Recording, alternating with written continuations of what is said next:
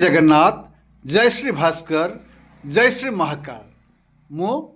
आपणकर वैदिक ज्योतिर्विद वास्तुशास्त्रविद और धर्मशास्त्राचार्य पंडित डॉक्टर कृष्ण वल्लभ नायक कुना भाईना आज गोटे भल टॉपिक मु आलोचना करने जाऊँगी किसी समय पाई बहुत कम समय पाई तेबे जड़े ज्ञानी लोक जन को आउ जड़े ज्ञानी लोक को पचार जे आपण कहतु ए दुनिया रे काहाकू विश्वास करने कथा आउ जड़े ज्ञानी लोक कहते हसिकी जे आपण मान तो दुई जन ज्ञानी तेबे ए जो क्वेश्चन कर मत शुणिला बेलू हस मारुछि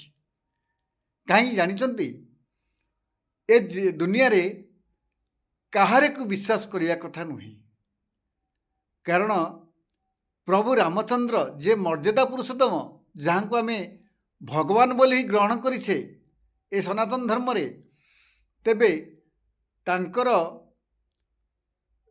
माने धन्य आसंता काली तांकर राजा अभिषेक हबार थिला से राजा पदवी पाइबा कथा राति राति भितर चेंज हो गला से 14 वर्ष पाई वनवास गले हरी तेबे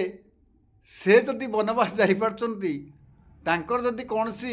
राजा अभिषेक सफल हो पारु नहीं तेबे आमे तो छा मनीष तेबे तांको पाई मध्य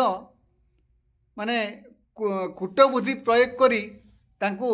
राजा अभिषेक राजपदरु विदाय कर देथिले तेबे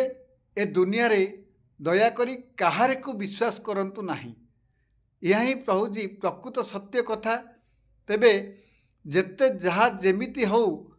आपण निज उपरे विश्वास रखंतु निज कर्म उपरे विश्वास रखंतु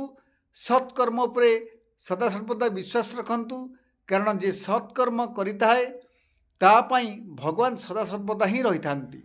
तेबे आपण सत्कर्म करंतु उचित मार्ग रे रुहंतु देखिबे से परमेश्वर भगवान आपणकर निश्चित रूपे मंगलमय करिवे आउ आपणकर केबे भी क्षति करई देबे नाही कारण से भगवान ही कहते आपण जहाँ करुथिबे जहाँ देउथिबे तार आपणकर अत्यधिक गुण फेरी आसीबो जदि आपण अन्य लोक मानकर मंगल कामना करथिबे